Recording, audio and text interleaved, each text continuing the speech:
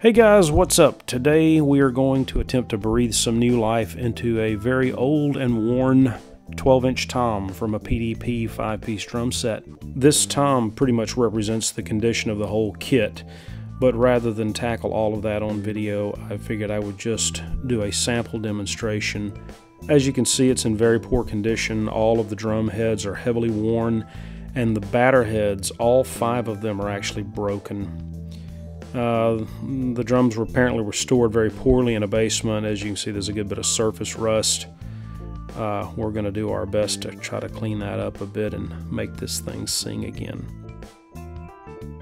We'll begin by pulling off these old heads so we can get a better look at the condition of the shells themselves.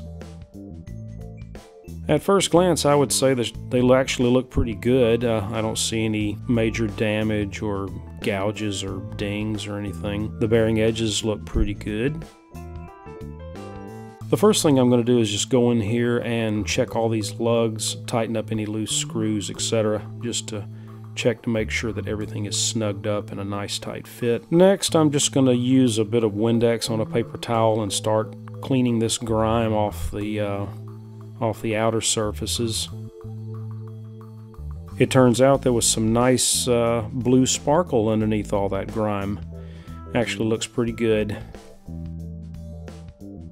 For the rust removal, we're going to be using WD-40 and just some common aluminum foil. We'll begin by spraying some WD-40 onto the surface and let it sit for just a minute. Then we're going to come in with our aluminum foil and we're going to use the foil just like a rag to start wiping away this rust.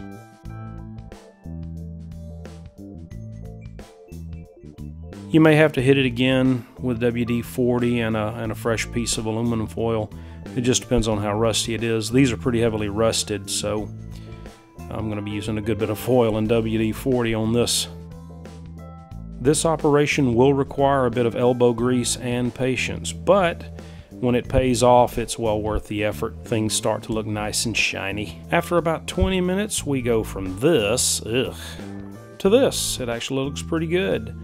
Came out nice and shiny. I got most of the rust off. It's not perfect. If you look at it with a magnifying glass, you'll still see some imperfections, but overall it looks quite nice, and it's going to make for a nice improvement on this drum. For replacement heads, I had some fairly low time single ply heads that came on a Gretsch kit, and I think they'll do nicely. And now we come to that great before and after moment. Here's what we started with, and here's our finished restoration. The only thing left to do now is to tune this guy up and see what kind of sound that we get, but that will be for the next video. Until then, thanks so much for watching. I hope this has been of some help, and we'll see you next time.